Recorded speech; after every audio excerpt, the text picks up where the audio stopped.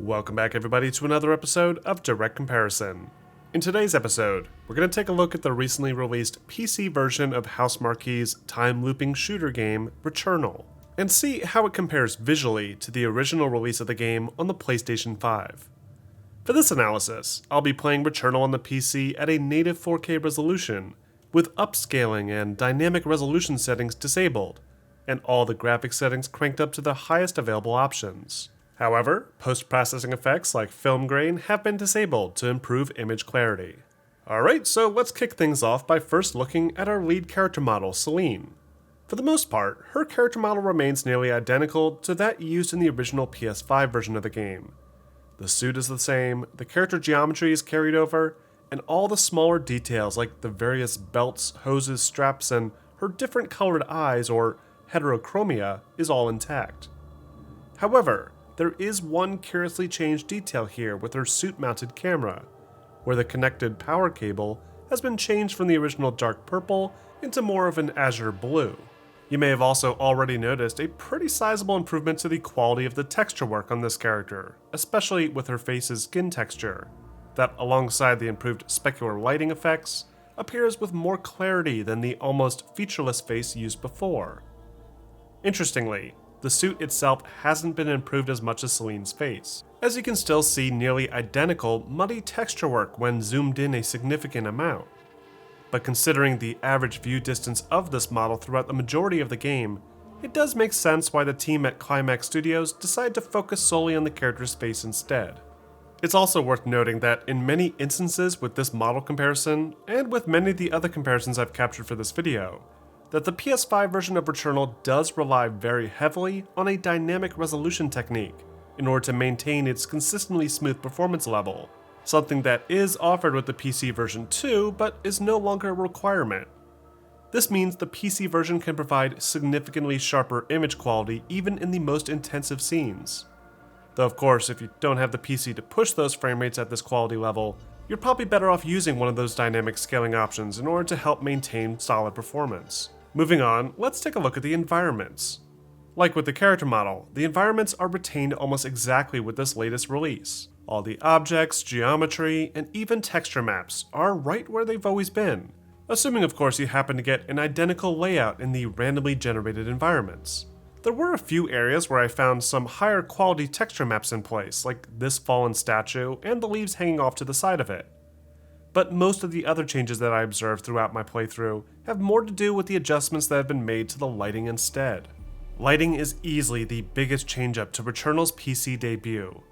I observed changes in the lighting in practically every scene, with some changes being subtle, while others can be quite drastic. This first doorway, for example, has more of a blue tinge to it, rather than the more gray look of the door before. And these purple glowing tentacles now glow a bright blue color instead. The specular lighting has been given a big boost to its quality too, making identical texture maps stand out significantly better than before. Areas like this concrete looking floor here almost appear to have actual depth now, whereas before the flat texture was more apparent. The volumetric light shafts have also seen a few tweaks in this version as well, with slightly narrower bands and sharper edges. Though there's also a few scenes where the volumetrics seem to have more opacity, making scenes like this one appear less foggy than they were initially intended. And finally, Returnal also incorporates some new reflective properties not previously seen in the PS5 version, thanks to the inclusion of ray-traced reflections. This appears to be used for things like these new puddles shown on the ground here, though it is a bit disappointing to see that particles like enemy projectiles and the player's weapons are not included in these reflections, something that would have certainly been taxing, but very impressive to see incorporated. Even still, these lighting changes appear to be a net gain for this version of the game, and help to make an already great looking title stand out even more. Another big change is to the rework in the game's shadow rendering. Many locations throughout the game have seen a large number of new shadows incorporated that weren't in the original, making many areas appear slightly darker than before. Shadows can also be ray-traced in the PC version, resulting in much more accurate projections like those of the character model, that will get softer the further the player gets from the surface of the ground, as opposed to before where the shadow had the same softness regardless of the distance. And then of course we have the effects. Returnal's biggest standout feature is undoubtedly its remarkable amount of projectiles on screen at any given time during combat. The screen can at times be flooded with all sorts of complex-looking projectile balls of energy, making for an almost hypnotizing display as you desperately fight to stay alive.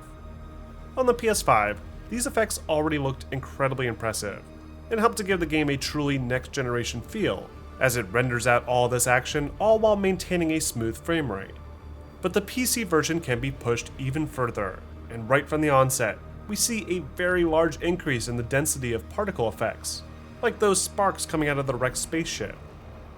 Dynamic destruction of larger structures like these statues also appear to break apart into even smaller pieces. And enemies like this desert crab creature will emit a massive amount of dynamic particles, which appear to take even longer to fade. Some of these particles have even been enhanced thanks to the reworked lighting, with additional glow being added to each particle to help light up the scene further. However, I did notice a few oddities that I didn't encounter with the PS5 version that I can't quite explain. The falling leaves in this scene, for example, don't appear to be raining down like before, but are instead already sitting on the ground and don't seem to disappear. Rain effects also seemingly have been increased on the PC version, and will even impact the surface of water in some areas. However, it's also possible that these last few observations have more to do with the game's time loop premise and how things change slightly with each reset. I never noticed this type of rain in the few restarts I had on the PS5, but it's definitely possible that this type of rainfall is not actually unique to the PC, and will appear in both versions at random.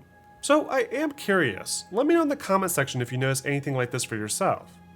But before we wrap up, let's first listen to a few sound comparisons. Usually, these PC ports sound about the same as the original PS4 and PS5 releases. But interestingly, Returnal on the PC does feature something called ray trace sound that I made sure to enable before recording. So what do you guys think? Which game do you feel has the superior audio quality and design?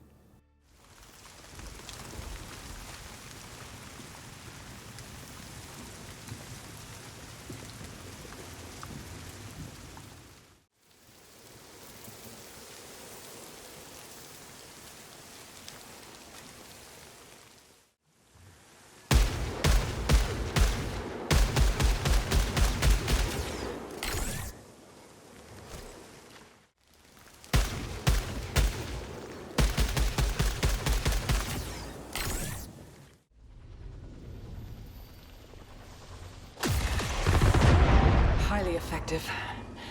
This will be useful.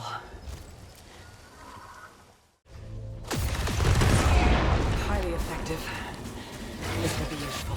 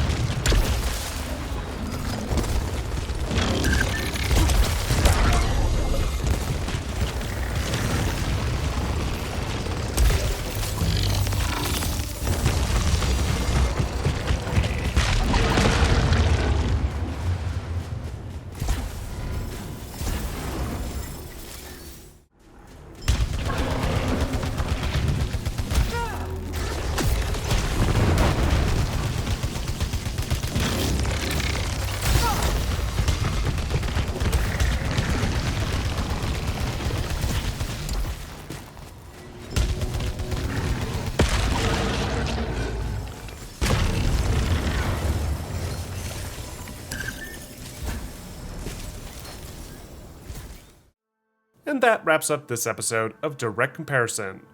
Overall, Returnal on the PC is a beautiful port of a great PlayStation 5 console-exclusive title. I enjoyed myself a great deal playing through a good chunk of the game, blasting my way through dozens of alien creatures at a buttery smooth 100+ FPS, all without having to resort to any dynamic resolution or DLSS features. And that's with the ray tracing content enabled too. However, at the moment, this version isn't quite perfect. For one, it stutters a lot, enough that it is distracting and not as buttery smooth as its PlayStation counterpart. There is a lengthy shader compilation prompt upon booting the game, so this definitely helps, but there's still some stuttering that I hope can be ironed out with a patch. Another issue is with Steam Deck compatibility, which this game does not seem to have as of writing. I haven't had a chance to test it myself, though this is certainly something to consider if you're only interested in getting this for that portable device. But other than those two issues, Returnal on the PC is yet another win for Sony and their expansion into the PC gaming scene. And just like the PS5 version, I highly recommend giving this one a go, especially if you're interested in some challenging, fast-paced combat and plenty of eye candy. But what do you guys think? Are you happy with the PC port of Returnal, or do you still prefer the game on PS5? Let me know in the comment section. And don't forget to like and subscribe for more videos like this posted every week.